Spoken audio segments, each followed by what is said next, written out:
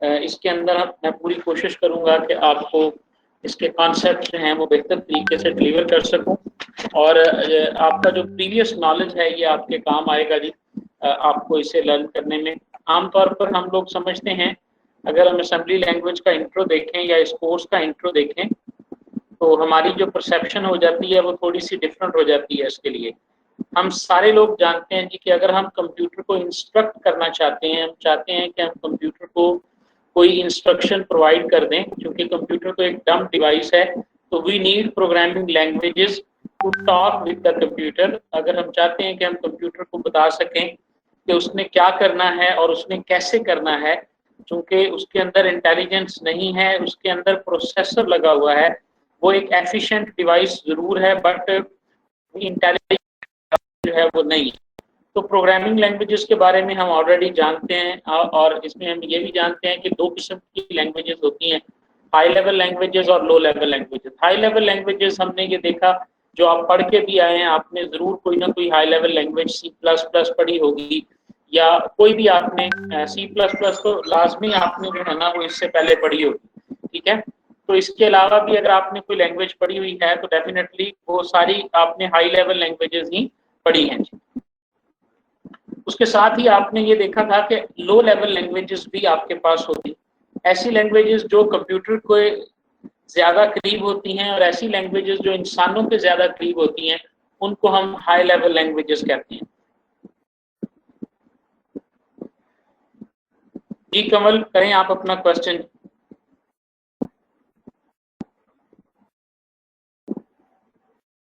बेटे अगर मैं ना बताता तो फिर आप पूछते, अभी तो स्टार्ट कर रहे हैं इसको।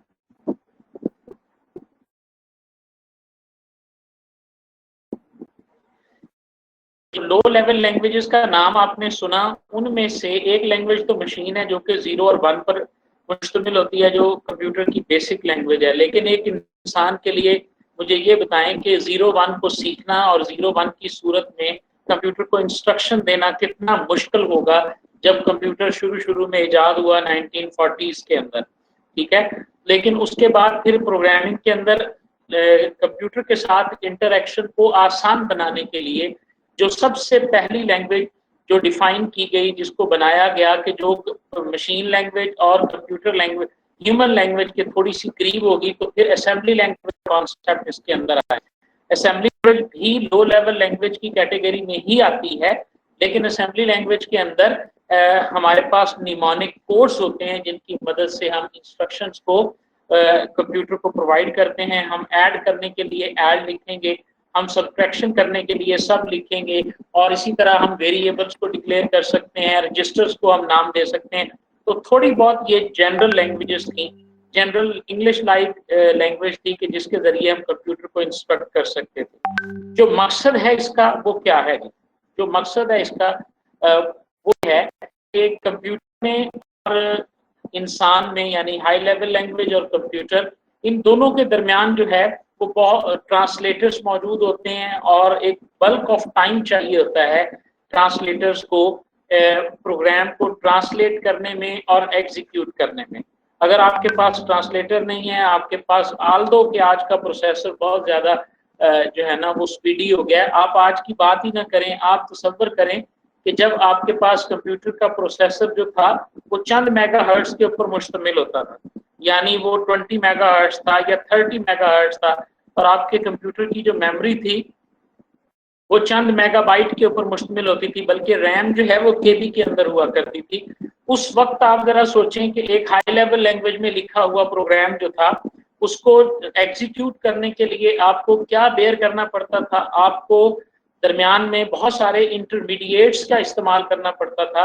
आपको ट्रांसलेटर चाहिए था या इंटरप्रेटर चाहिए था या कंपाइलर चाहिए था, वो एक कोड जनरेट करता था और उस कोड को देन एग्जीक्यूट किया जाता था। तो उस वक्त असेंबली लैंग्वेज को बनाने का जो सबसे पहला मकसद था वो ये था कि कंप्यूटर और ह्यूमन के दरमियान ये जो है, आप कह लें कि ये जो कॉस्ट है ट्रांसलेटर्स की हाई लेवल लैंग्वेज की सूरत में, इसको किसी तरीके से कम किया जाए और प्रोग्राम की एफिशिएंसी को और एग्जीक्यूशन को फास्ट किया जाए।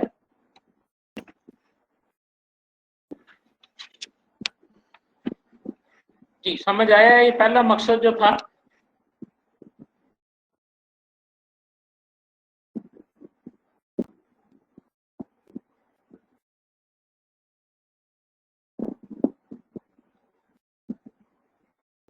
जी इरम मुझे ये बताएं कि आप ने सीएससी पढ़ी है, आप प्रोग्राम हैं उसे कंपाइल करते हैं या एग्जीक्यूट करते हैं, तो आपने ये पढ़ा है अपने CS 101 के अंदर भी कि हमारी जो हाई लेवल लैंग्वेज का प्रोग्राम होता है उसे पहले ट्रांसलेट किया जाता है और उसके बाद जो है उसे एग्जीक्यूट किया जाता है। तो हमारे प्रोसेसर पे और हमारे रिसोर्सेज पे एक एक्स्ट्रा बर्डन होता है, एक एक्स्ट्रा टाइम कॉस्ट होती है जो हमें ट्रांसलेशन की सूरत में बियर करनी पड़ती है। एक बात ज़हन में रखें, आप इसको आज के सिनेरियो में नहीं देखेंगे, असेंबली लैंग्वेज को आज के सिनेरियो में आप नहीं देखेंगे, आप इसको देखें 1970s के अंदर, 1980s के अंदर, जब माउस भी नहीं है, जब आपके पास कंप्यूटर के प्रोसेसर की स्पीड जो है वो किलो हर्ट्ज के अंदर है, आज तो गीगा हर्ट्ज के अंदर है ना। जब आपकी रैम जो है वो केबी में है और आपके कंप्यूटर में जो हार्ड डिस्क लगी हुई है वो चंद MB की है और कोई ग्राफिकल इन्वायरमेंट नहीं है, और आप एक प्रोग्राम लिख रहे हैं कि जो प्रोग्राम अगर आप हाई लेवल लैंग्वेज में लिखते हैं तो उसकी लोडिंग और एग्जीक्यूशन बहुत ज़्यादा कॉस्टली होती है टाइम के एतबार से, not in terms of rupees. तो उसके मुकाबले में अगर आप वही प्रोग्राम जो है वो असेंबली लैंग्वेज में डेवलप करवा लेते हैं तो उस सूरत में उसकी एफिशिएंसी या उसका एग्जीक्यूशन टाइम जो है वो बेहतर हो जाता है। तो ये मकसद था असेंबली लैंग्वेज को प्रमोट करने का, असेंबली लैंग्वेज को ड्राइव करने का। जी यहाँ तक अगर किसी को कोई प्रॉब्लम है तो बताएं जी प्लीज।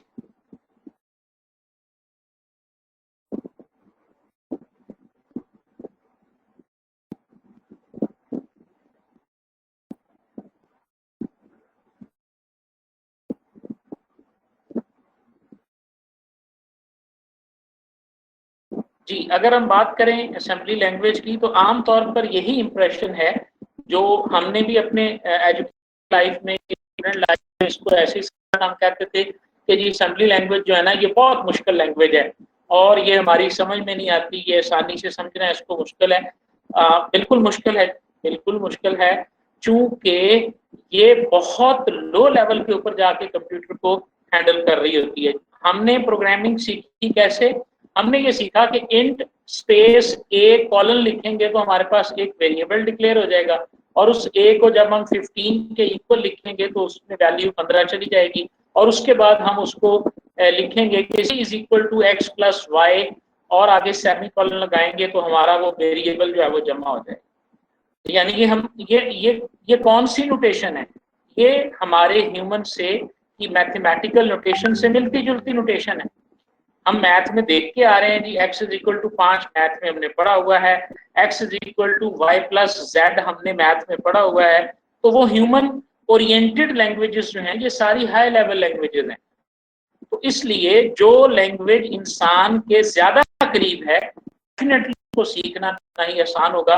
तो बीइंग के असेंबली लैंग्वेज जो है ये हाई लो लेवल लैंग्वेज, ये कंप्यूटर के ज्यादा करीब है, तो हमें इसको अंडरस्टैंड करने में थोड़ी डिफिकल्टी आएगी। और इसका मतलब ये नहीं है कि ये इम्पॉसिबल है, और चूंकि दूसरी डिफिकल्टी हमें इसलिए भी आती है कि हमें इसकी जरूरत ही नहीं होती, हम इसको एज अ सब्जेक्ट पढ़ रहे होते हैं, हमने इसमें फ्यूचर में काम नहीं करना होता, फ्यूचर प्रोस्पेक्टिव से भी हम इसको नहीं देख रहे होते, तो इस हवाले से हमें ये एक डिफिकल्ट कोर्स लग रहा होता है। ठीक है, लेकिन ये इंप्रेशन इस हवाले से गलत है कि ये सिंपल है, डिफिकल्ट नहीं है। ये याद रखिएगा, ये जुमला अपने ज़हन में बिठा लें कि ये इतनी सिंपल है कि इसमें हमें एक लूप बनाने के लिए हो सकता है 10 लाइनें लिखनी पड़े, जबकि C++ के अंदर जब हम लूप लिखते हैं तो हम एक लाइन के अंदर लूप लिख सकते हैं। फॉर लूप की एग्जांपल आपके ज़हन में होनी चाहिए। फॉर को आप एक लाइन में लिखें तो आपकी लूप जो है वो बन जाती है। तो वो क्या हुआ, वो आसान है।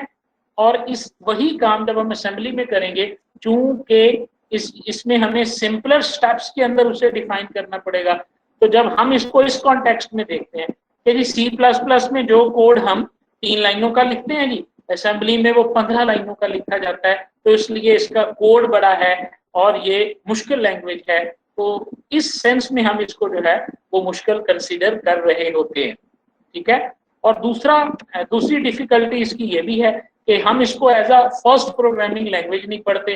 देखो आप भी इसको तीसरे चौथी लैंग्वेज के तौर पे पढ़ रहे हो, इससे पहले आप C++ को पढ़ चुके हो या किसी और लैंग्वेज को पढ़ चुके हो, उसके बाद हम इसकी तरफ आ रहे हैं। तो डेफिनेटली हमें ये लगेगा कि यार सी में तो मैं ये काम 3 लाइनों से कर लेता था, जो काम मुझे असेंबली में 5 या 10 करना पड़ रहा है। लेकिन आज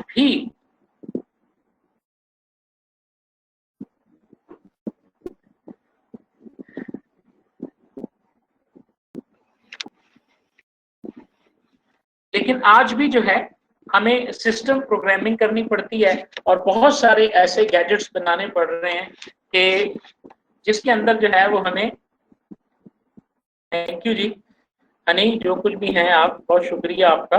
मैं 2 गिलास पानी पी के शुरू हुआ, तो मुझे पता था कि असेंबली लैंग्वेज पढ़ानी है और तो जाहिर है इसको पढ़ाना ऐसे ही है जैसे आजकल जो है वो अवाम के सामने जो है ना वो तकरीर करनी हो किसी चीज़ की, और वो तकरीर भी पीटीआई की हिमायत में हो अगर, ठीक है ना। तो जितना मुश्किल लोगों को ये समझाना है कि पीटीआई की हिमायत में तकरीर करना जितना मुश्किल है, उतना ही मुश्किल है आपको असेंबली समझाना ना।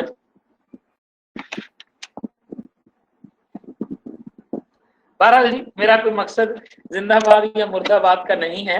आपको पता है आर क्या करता है, नॉट क्या करता है, और लॉजिकल ऑपरेटर्स जो होते हैं वो जो हैं वो आपको आने चाहिए। बाइनरी नंबर्स किस तरह से काम करते हैं और उनकी अरिथमेटिक क्या है, उनकी जो प्लस माइनस है, ये भी हमें पता होना चाहिए। और यहाँ पर कमल का जवाब आ गया है जी कि ये इसलिए भी ज़रूरी है कि जहाँ पर आजकल तो इसका यूज़ नहीं है, लेकिन या कहीं पे होगा भी। मैं हैरान हो गया कोविड-19 की सिचुएशन में, मैंने एक आर्टिकल मेरी नज़र से गुजरा कि जिसके अंदर कोबोल की लैंग्वेज आज भी दुनिया के किसी हिस्से में इस्तेमाल हो रही है। तो डेफिनेटली असेंबली लैंग्वेज में बने हुए प्रोग्राम भी दुनिया के किसी न किसी हिस्से में आज चल रहे होंगे।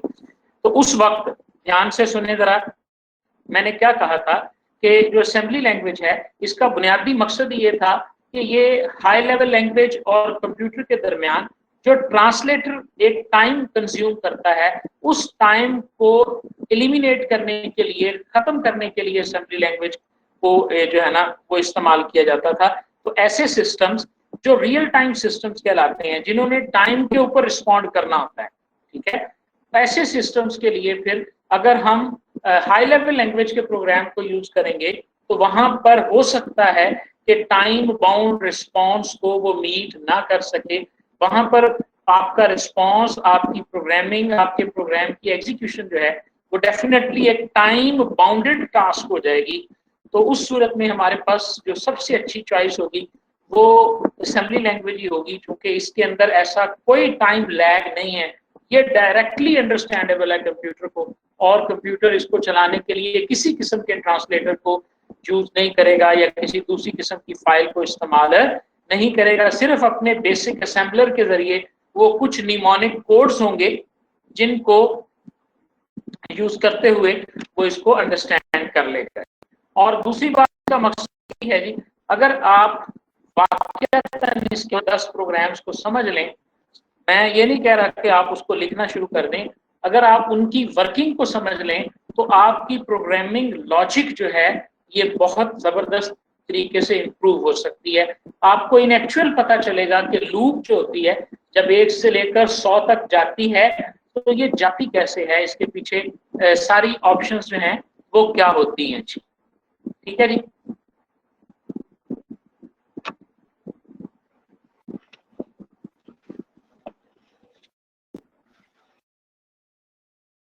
बेसिक आर्किटेक्चर को देखेंगे कंप्यूटर के, उसके बाद हम देखेंगे जी कि हमारे पास आर्किटेक्चर के अंदर एड्रेस बस, डाटा बस और कंट्रोल बस क्या होता है, और किसी कंप्यूटर के अंदर रजिस्टर्स जो होते हैं वो कितने किस्म के होते हैं और उनका क्या काम होता है। इन चीज़ों को आज हम डिस्कस करेंगे। आपने CS 101 के अंदर कंप्यूटर बसेस के बारे में पढ़ा था, और ये नाम आपके लिए मेरा नहीं ख्याल के नए होंगे। कि कंप्यूटर की जो बसेस होती हैं वो 3 किस्म की होती हैं। कंप्यूटर बस से क्या मुराद है जी? सबसे पहले तो ये समझ लें, ये बेसिकली आपकी प्रोसेसर है, ये आपकी मेमोरी है, ये पेरिफेरल्स हैं। पेरिफेरल से मुराद तमाम इनपुट आउटपुट डिवाइसेस हैं। इसमें चाहे आप वीजीए कार्ड ले लें, आप इसके अंदर साउंड कार्ड ले लें, कीबोर्ड ले लें, माउस ले लें, तमाम इनपुट आउटपुट डिवाइसेस जो हैं वो आपके पेरिफेरल्स हैं। आप अपने इनपुट आउटपुट डिवाइसेस आपके प्रोसेसर के साथ ये कनेक्टेड होते हैं और मेमोरी के साथ भी ये लिंक्ड होते हैं डायरेक्टली। तो किस तरीके से आप ये देखें, किस तरीके से इनके दरमियान डाटा जो है ना वो कम्युनिकेट करता है। तो डाटा को कम्युनिकेट करने के लिए इन सब के दरमियान इलेक्ट्रिकल पाथ्स होते हैं। उन इलेक्ट्रिकल पाथ्स को हम कंप्यूटर बसेस कहते हैं। तो कंप्यूटर जो है इसका आर्किटेक्चर ये है कि इसमें 3 किस्म के ये इलेक्ट्रिकल पाथ होते हैं। एक पाथ वो है जिसके अंदर सिर्फ डाटा जाएगा, और एक पाथ वो है जिसके अंदर सिर्फ और सिर्फ डाटे का एड्रेस जाएगा, और एक पाथ वो है कि जिसके अंदर सिर्फ इंस्ट्रक्शन जाएगी कि क्या डाटा को रीड करना है या डाटा को राइट करना है। मैं आपको एक मेमोरी की पिक दिखाता हूँ, उससे आपको जरा ज्यादा अंदाजा हो जाएगा। ये मेमोरी है हमारे पास, 0 1 2 3 4 ये इसके एड्रेसेस है मेमोरी के, और ये इसकी सेल विड्थ है। मेमोरी को देखो तो आपकी रैम वो सीपीयू को इस तरह नजर आ रही होती है जैसे आपके सामने एक अलमारी का फ्रेम बना हुआ है और उसके अंदर शेल्फ बने हुए हैं, और वो शेल्फ जो हैं वो डिवाइडेड हैं खानों के अंदर। तो ये एक खाना है, इसका नाम 0 है। इसी तरह आगे भी खाने बने होंगे, उससे आगे भी खाने बने होंगे। तो ये नाम है इसका, एड्रेस है इसका। जब मेमोरी में से डाटा को रीड किया जाता है या राइट किया जाता है, 2 काम हम मेमोरी के ऊपर करते हैं, या हम डाटा को रीड करते हैं या राइट करते हैं। इसे सेल कहा जाता है, और इसमें कितनी गुंजाइश होती है। 8 बिट का है तो ये 8 बिट मेमोरी कहलाएगी, अगर ये 16 बिट का है तो ये 16 बिट मेमोरी कहलाएगी, और इसको हम कहते हैं सेल विड्थ। ठीक है जी। तो ये मेमोरी है। अब आप ध्यान से देखें, यहाँ पर आपका डाटा पड़ा हुआ है। इस डाटा को आपने, आपका प्रोसेसर जो है वो रीड भी करता है और राइट भी करता है। जब वो डाटा को रीड करना चाहता है, मेमोरी के अंदर एक एड्रेस है जहाँ पे आपका डाटा पड़ा हुआ है, तो वो एड्रेस बस के ऊपर उसका एड्रेस लिखेगा, कंट्रोल बस के ऊपर वो लिखेगा रीड, और ये दोनों जाएंगे मेमोरी के पास। ठीक है जी। और एड्रेस बस के ऊपर उसका एड्रेस रख दिया जाएगा। सॉरी, मैं शायद गलत बोल गया, डाटा बस इसकी ब्लैंक होगी, कंट्रोल बस के ऊपर रीड लिखा जाएगा, और एड्रेस बस के ऊपर उस मेमोरी लोकेशन का एड्रेस लिखा जाएगा जी। कि मतलब हम इसी की मिसाल ले लेते हैं, यही वाली स्लाइड जो मैंने लगाई है, कि वो चाहता है कि जी जो 2 है ना, 2 इसमें से डाटा इसको रीड कर लिया जाए। तो प्रोसेसर क्या करेगा कि 2 को बाइनरी में कन्वर्ट करके एड्रेस बस के ऊपर लिख देगा। एड्रेस बस जाएगी मेमोरी में से, जो 2 नंबर सेल होगा उसमें जो डाटा पड़ा होगा उसको डाटा बस के ऊपर रख के ये वापस प्रोसेसर के अंदर जो है ना ये आ जाएगा। तो ये बात ध्यान में रखें। इसी तरह ये तीनों यूज होते हैं। फर्ज करें कि आपने यहाँ पर आपके पास कीबोर्ड है, आप कीबोर्ड से कोई डाटा टाइप कर रहे हैं, तो वो डाटा यहाँ से राइट हो रहा है, एड्रेस बस के ऊपर जो है एड्रेस लिखा हुआ है जिसके साथ आपका कीबोर्ड मेमोरी के साथ जुड़ा है, जो है वो डाटा बस के ऊपर मौजूद है, और इसने मेमोरी में जाके डाटा को लिखना है, तो कंट्रोल बस के ऊपर जो है वो राइट का सिग्नल जो है वो मौजूद है। जी मुझे प्लीज, आपके नोट्स में मौजूद है। बेसिकली रजिस्टर्स क्या हैं आप लोग जानते हैं, CS 101 के अंदर आपने रजिस्टर्स क्या होते हैं ये जरूर पढ़ा था। टेम्परेरी स्टोरेज प्लेस होती है इनसाइड द सीपीयू, यानी जो आपकी प्रोसेसर की चिप होती है ना, चाहे वो प्रोसेसर आपके मोबाइल में लगा हुआ है या आपके कंप्यूटर में लगा हुआ है, आपके प्रोसेसर की चिप के अंदर जो है वो स्मॉल स्टोरेज प्लेस होती है जिसके अंदर मौजूद होता है डाटा, जो डाटा एक्चुअली प्रोसेस हो रहा होता है। ठीक है, मैं एक मिसाल देता हूँ जी, आपको जरा समझिएगा। 100 रकमों को आपने जमा करना है। कितनी रकमों को? 100 रकमों को आप जमा कर रहे हैं। अब आपने स्ट्रेटेजी ये बनाई कि मैं 2-2 रकमों को जमा करूंगा। ठीक है, अब आपने पहली 2 को जमा किया, उसके बाद फिर तीसरी को उसमें जमा किया, फिर चौथी को उसमें उसके अंदर जमा किया। तो एक वो स्टेज है कि जब आप उन दोनों को प्लस कर रहे हैं, तो वो जो अब आप 2 को प्लस कर रहे हैं ना, तो वो जो 2 हैं करंटली इन एग्जीक्यूशन है, वो डाटा जो है वो आपके रजिस्टर में मौजूद होगा, और जिसको आपने बाद में करना है वो कहाँ पर मौजूद होगा ये भी हम बाद में बात करेंगे। तो रजिस्टर्स हमारे पास ये टाइनी स्टोरेज होते हैं जी। नंबर 1 मेमोरी की तरह इनका काम होता है, ये बाइनरी नंबर्स को, चाहे वो डाटा की सूरत में हो, कैश की सूरत में, उन्होंने होल्ड कर है। और रजिस्टर्स जो होते हैं ये बहुत स्मॉल इन नंबर होते हैं एक प्रोसेसर के अंदर, ये नहीं है कि बहुत ज्यादा तादाद में। आप देखें तो ये शुरू के जो इंटेल आर्किटेक्चर कंप्यूटर्स थे उनके अंदर टोटल रजिस्टर्स की तादाद है, आप इसको गिन सकते हैं, 4 ये हैं, 5, 6 और 6 के बाद शायद 8 ये हैं, और ये 14 रजिस्टर थे टोटल एक इंटेल के प्रोसेसर में, जो इंटेल x86 आर्किटेक्चर था। तो रजिस्टर्स की अगर हम टाइप्स देखेंगे तो हमारे पास पहली टाइप जो आएगी वो आ जाती है अकोमोलेटर। इससे पहले मैं नाम बता दूं आपको जी, हर कंपनी, हर आर्किटेक्चर जो है वो अपने रजिस्टर्स को मुख्तलिफ नाम देता है। किसी ने इसका नाम R0, R1, R2 रखा होता है, किसी ने इन रजिस्टर्स का नाम A, B, C, D रखा होता है, इसे हम नॉमेनक्लेचर कहते हैं।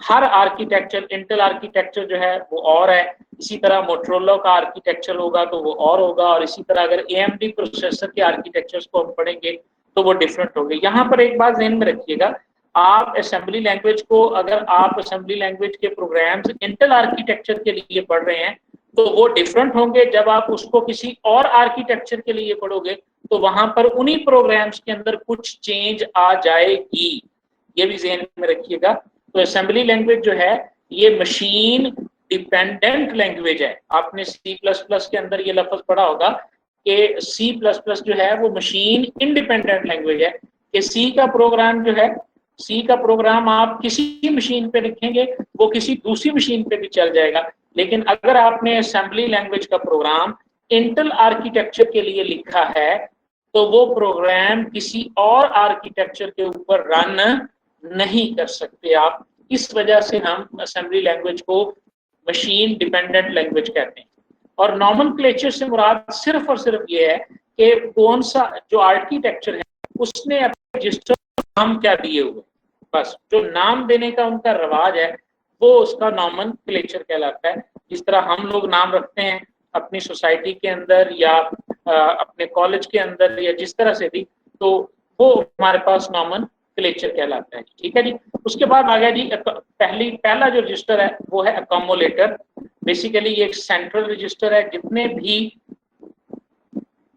प्रोसेसर के अंदर मैथमेटिकल और लॉजिकल ऑपरेशन होते हैं, ये बात भी आपके लिए नहीं है। CS 101 में भी आपने पढ़ा कि कंप्यूटर का जो प्रोसेसर होता है वो या तो मैथमेटिकल ऑपरेशन परफॉर्म करता है या वो लॉजिकल ऑपरेशन परफॉर्म करता है। ठीक है जी। तो मैथमेटिकल एंड लॉजिकल ऑपरेशंस जो हैं इनको परफॉर्म करने के लिए अकोमोलेटर का रजिस्टर इस्तेमाल होता है। और एक चीज आपने और सुनी और पढ़ी होगी कि जी प्रोसेसर जो है वो 32 बिट है या 64 बिट है। ठीक है। किसी भी प्रोसेसर का 32 बिट होना या 64 बिट होना उसके अकोमोलेटर के साइज पे डिपेंड करता है। अगर किसी प्रोसेसर का अकोमोलेटर 32 बिट है तो उस प्रोसेसर को हम कहेंगे कि ये 32 बिट प्रोसेसर है। और इसका नाम एक और भी है, यानी अकोमोलेटर के साइज को वर्ड साइज भी कहते हैं। ठीक है जी। तो इसी वर्ड साइज के ऊपर डिपेंड करता है आपका प्रोसेसर। तो सबसे अहम जो रजिस्टर है वो है हमारे पास अकोमोलेटर रजिस्टर। इसके बाद हमारे पास दूसरा रजिस्टर जो है वो है पॉइंटर, इंडेक्स या बेस। कोई भी नाम हो सकता है, पॉइंटर रजिस्टर भी नाम हो सकता है, इंडेक्स रजिस्टर भी नाम हो सकता है, और बेस रजिस्टर भी इसका नाम हो सकता है। नेम जो है वो वेरीज कर सकता है मैन्युफैक्चरर टू मैन्युफैक्चरर। ठीक है जी। लेकिन काम इसका सेम है, और वो काम क्या है? It holds the address of data. वापस आ जाएं, अकोमोलेटर का काम है जमा करना या लॉजिकल ऑपरेशन परफॉर्म करना। इंडेक्स का काम डाटा को रीड करना नहीं बल्कि डाटा के एड्रेस को होल्ड करता है। ये उस एड्रेस को फिर हम प्रोसेस करें, उस एड्रेस को हम मेमोरी में राइट करें, रीड करें, वो बात की बात है। लेकिन अगर आप कहेंगे कि पॉइंटर रजिस्टर में क्या पड़ा हुआ है तो हम होना तो उधर 0 1 ही है, ये भी ध्यान में रखिएगा।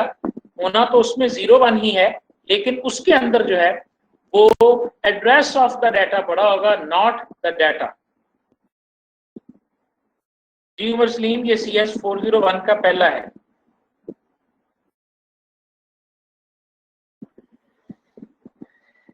उमर सलीम, ठीक है। अच्छा, आपको ऊप ऊप आती है ना सबको, या लूप, सॉरी लूप का कॉन्सेप्ट है ना सारों का? लूप के अंदर क्या कर रहे होते हैं कि हम एक वेरिएबल होता है जो x होता है या y होता है, उसके अंदर जो है ना वो हम जो है वो इजाफा करके तो उसकी वैल्यू को जमा या तफरीक कर देते हैं। अब एरे कॉन्सेप्ट है क्या जी। अब जरा मैं ना आपको पिछली मिसाल में लेके जाता हूँ, जो हमने मेमोरी की एग्जांपल ली थी, उस एग्जांपल में ले फर्ज करो कि ये एरे है, ये एरे का 0 एलिमेंट है, ये 1 है, ये 2 है, ये 3 है, ये 4 है, ये 5 है। ठीक है, हम ये चाहते हैं कि एक ऐसी लूप बनाएं कि जो यहाँ पर जो कुछ भी लिखा हो रहा है ना इसको 0 कर दे। ठीक है, अब आप देखिए हम लूप चलाएंगे, लूप क्या करेगा कि ये वेरिएबल जो है ना फर्ज करें x ऑफ 0 है, ये x ऑफ 1 है, x ऑफ 2, इसी तरह हम डिक्लेयर करते हैं ना एक हाई लेवल लैंग्वेज। तो अब हाई लेवल लैंग्वेज में हमारे पास x ऑफ 0 एक अलहदा एड्रेस है, x ऑफ 1 एक अलहदा मेमोरी एड्रेस है, x ऑफ 2 जो है ये एक अलहदा मेमोरी एड्रेस है। जब हम लूप लगाते हैं इसके ऊपर तो हम तो उसे x ऑफ i देते हैं। ठीक है, और उसके बाद हम i में इजाफा करते हैं। ध्यान से सुनिएगा, हम i में इजाफा करते हैं तो खुद ब खुद x ऑफ 0 की बजाय हमारा पॉइंटर जो है वो चला जाता है अगले मेमोरी एड्रेस पे, अगले मेमोरी एड्रेस पे और अगले मेमोरी एड्रेस पे। हम सीपीयू में कौन कर रहा होता है, सीपीयू का पॉइंटर या बेस रजिस्टर कर रहा होता है। पहली मेमोरी लोकेशन का एड्रेस पॉइंटर एड्रेस में लिख दिया जाता है और उसके बाद हर दफा हम इसको चेंज करते हैं और ये करंट एरे लोकेशन इसके पास होती है। उसके बाद इस पॉइंटर रजिस्टर को हम चेंज करते हैं तो हम अगले मेमोरी लोकेशन के ऊपर जो है ना वो पहुंच जाते हैं। तो इन शॉर्ट हमने जो देखना है कि अकोमोलेटर जिस तरह मैथमेटिकल और लॉजिकल ऑपरेटर परफॉर्म करता था, तो पॉइंटर और इंडेक्स और बेस रजिस्टर जो है ये बेसिकली मेमोरी के एड्रेस को होल्ड करता है किसी भी डाटा आइटम के लिए।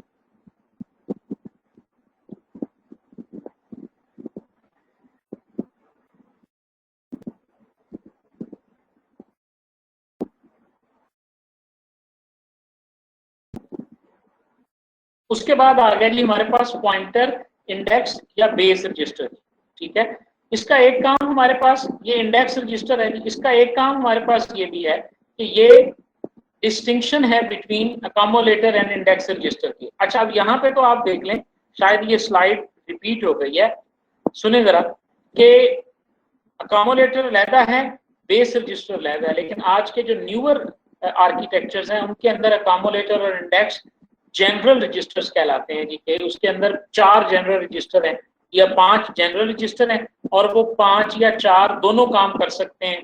वो मेमोरी के एड्रेस को भी होल्ड कर सकते हैं और वो अकोमोलेटर वाला काम भी कर सकते हैं। ये आज के मॉडर्न आर्किटेक्चर्स के अंदर है। ध्यान से ये लफ्ज सुन रहे हैं, जो पुराने आर्किटेक्चर थे उसमें अकोमोलेटर अलहदा होता था और इंडेक्स या बेस रजिस्टर अलहदा होता था, लेकिन न्यूअर आर्किटेक्चर के अंदर जनरल रजिस्टर्स होते हैं और उनसे हम अकोमोलेटर का काम भी ले लेते हैं और इंडेक्स का काम भी उनसे ले लिया जाता है।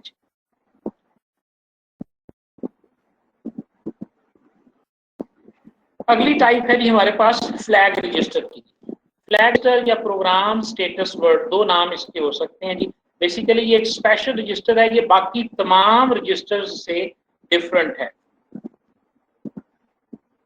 ठीक है जी, क्यों डिफरेंट है? नंबर 1 तो ये है कि जो सारे पिछले रजिस्टर है ना वो एज अ यूनिट काम करते हैं। एक रजिस्टर में जो डाटा पड़ा होगा हमने उसको इकट्ठे को उठाना है, इकट्ठे को हमने जो है ना, यानी 8 बिट का है तो 8 बिट्स जो हैं वो एज अ पैरेलल यूज होंगी। अगर वो 32 बिट का है तो 32 बिट को एट अ टाइम हम जो है वो यूज करेंगे। लेकिन जो जो हमारे पास फ्लैग रजिस्टर होता है, ये देखें यहाँ पर मैंने एक एग्जांपल दी है 16 बिट की ना, इसमें हर बिट का अलग मतलब होगा। पहली बिट का मतलब कैरी फ्लैग है, दूसरी का मतलब पैरिटी फ्लैग है, इसी तरह इसका नाम एक्सिलरी फ्लैग है, इसका नाम ओवरफ्लो, यानी कि एक स्पेशल रजिस्टर जो कि प्रोग्राम स्टेटस वर्ड कहलाता है। और अकोमोलेटर से जिस तरह वो 8, 16 या 32 का होता है, ये भी 8, 16 या 32 का हो जाएगा। लेकिन फर्क इसके अंदर क्या है कि ये एज अ यूनिट काम नहीं करता, बल्कि इंडिविजुअल बिट्स जो हैं उनका मीनिंग भी डिफरेंट होता है। इसके अंदर अगर 16 बिट है ना तो 16 बिट में से हर बिट का कोई ना कोई अलग मकसद है।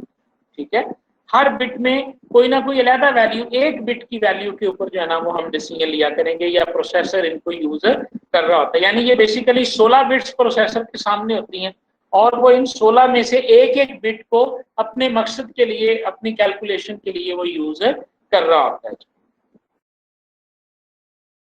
इसकी समझ आई है जी कि दूसरों से ये किस तरह डिफरेंट है?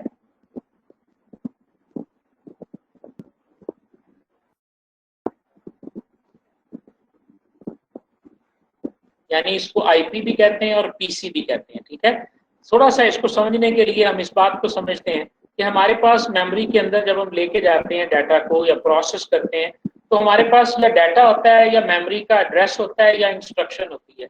आपने एक इंस्ट्रक्शन कंप्यूटर को पास ऑन की है कि x प्लस वाई हम करना चाहते हैं, ठीक है। अब x प्लस वाई में क्या है, x और y की जो वैल्यूज हैं ये डाटा हैं, और x और y जिस मेमोरी लोकेशन पे पड़े हुए हैं वो एड्रेस हैं, और प्लस हम इसको करना चाहते हैं, ये इंस्ट्रक्शन है। अब कंप्यूटर के लिए ना x मीनिंग है, ना y कोई चीज है, ना प्लस कोई चीज है, ना ही एड्रेस है। उस हर चीज बाइनरी में जो है ना वो ट्रांसलेट करना है। इवन के अगर किसी सेल का नंबर 5 है, यानी 5 नंबर मेमोरी सेल है, तो वो 5 को भी बाइनरी में जो है ना वो तब्दील करेगा। वो x के अंदर मौजूद डाटा को भी बाइनरी करेगा, और इसी तरह वो प्लस का जो निशान है, जो ऐड की इंस्ट्रक्शन है ऐड की, उसे भी उसने ट्रांसलेट करना है। ये बात समझे जरा, ठीक है। तो उसकी ट्रांसलेशन कैसे करेगा वो, ये बात समझने वाली है। तो प्रोग्राम काउंटर एक स्पेशल रजिस्टर होता है कि जिसके अंदर आपके प्रोग्राम की जितनी इंस्ट्रक्शंस होती हैं वो सारी की सारी उन इंस्ट्रक्शंस को वो हैंडल कर रहा होता है। Basically A special register which processor called program counter that ensures that a program holds the address of next instruction to be executed। इस वक्त आपका प्रोसेसर एग्जीक्यूट कर रहा है इंस्ट्रक्शन नंबर 5 को। प्रोग्राम की तारीफ क्या है, सेट ऑफ इंस्ट्रक्शन का नाम आपने दिया था, याद करें हमने कहा था set of instruction is called a computer program. तो अब सेट के साथ लफ्ज लगा लें ऑर्डर्ड सेट ऑफ इंस्ट्रक्शन। कैसे भला, पहले आपके प्रोग्राम की पहली लाइन चलती है, फिर दूसरी लाइन चलती है, फिर तीसरी लाइन चलती है, फिर चौथी चलती है। अगर आपने चौथी में कोई इफ एल्स लगाया हुआ है तो चौथी के बाद या छठी चलेगी या चौथी के बाद जो है वो पांचवी चलेगी। इस तरह भी ऑर्डर हो सकता है। ये पूरा जो सीक्वेंस है ना, ये सीक्वेंस भी ट्रांसलेट होके आपकी मेमोरी में मौजूद होता है, और इसको होल्ड करना और ये बताना कि नेक्स्ट कौन सी इंस्ट्रक्शन हैंडल होगी, उसका एड्रेस जो है वो जिस रजिस्टर में मौजूद होता है उसका नाम हो गया प्रोग्राम काउंटर रजिस्टर। अब जरा ध्यान से देख लें, अकोमोलेटर जमा तफरीक वाला भी हो गया, इंडेक्स और बेस जो डाटा के एड्रेस को होल्ड करता है वो भी हमें मिल गया, ठीक है। उसके बाद प्रोग्राम काउंटर भी मिल गया कि जो इंस्ट्रक्शन नेक्स्ट एग्जीक्यूट होनी है वो भी हमारे पास जो है ना मौजूद है, और बैग रजिस्टर भी मिल गया जिसको मुख्तलिफ मकासद के लिए इस्तेमाल किया जा सकता है। तो ये था जी हमारा आज का पहला इंट्रोडक्शन। ये आपका CS401 का चैप्टर नंबर 1 है। मेरे ज़हन में ये तो था कि मैं पूरा चैप्टर बुक के मुताबिक, लेक्चर के बाद हम इंशाल्लाह इंस्ट्रक्शंस कितने किस्म की एक CPU जो है वो हैंडल करता है उसकी बात करेंगे जी। Thank you very much ji.